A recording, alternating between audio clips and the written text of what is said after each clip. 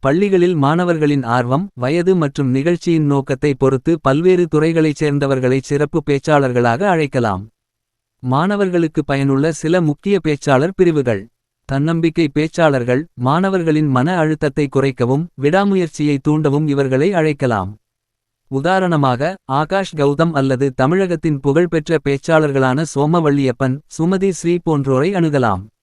பழைய மாணவர்கள் அதே பள்ளியில் படித்து இன்று உயர் பதவியில் இருக்கும் முன்னாள் மாணவர்களை அழைப்பது தற்போதைய மாணவர்களுக்கு ஒரு பெரிய உத்வேகமாக இருக்கும்.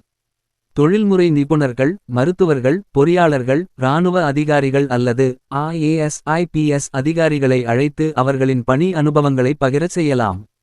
இது மாணவர்களின் வாழ்க்கை வழிகாட்டுதலுக்கு உதவும். எழுத்தாளர்கள் மற்றும் தமிழறிஞர்கள் மாணவர்களிடையே வாசிப்பு பழக்கத்தையும் மொழிப் புலமையையும் வளர்க்க பட்டிமன்ற பேச்சாளர்கள் அல்லது எழுத்தாளர்களை அழைக்கலாம். உதாரணமாக பாரதி பாஸ்கர் போன்ற ஆளுமைகள் மாணவர்களிடையே பெரும் வரவேற்பை பெறுவார்கள். சமூக ஆர்வலர்கள் மற்றும் கலைஞர்கள் சுற்றுச்சூழல் பாதுகாப்பு, பிளாஸ்டிக் ஒழிப்பு போன்ற விழிப்புணர்வு ஏற்படுத்தச் சமூக ஆர்வலர்களையும் மாணவர்களின் கலைத்திறனை ஊக்குவிக்க ஓவியர்கள் அல்லது இசைக்கலைஞர்களையும் அழைக்கலாம். வழிகாட்டிகள் மற்றும் ஆலோசகர்கள் மாணவர்களின் மனநலம், தேர்வு பயம் மற்றும் உயர்கல்வி குறித்த ஆலோசனைகளை வழங்க பள்ளி ஆலோசகர்களை அழைக்கலாம். இப்படி இருக்க வாட்டர்மெலன் ஸ்டார் திவாகரை பள்ளிக்கு ஏன் அழைச்சிங்க? இவரிடம் இருந்து மாணவர்கள் கற்றுக்கொள்ள வேண்டிய விஷயம் என்ன இருக்கு? இப்படிப்பட்ட தவறான கலாச்சாரம் ஒழிக்கப்பட வேண்டும்.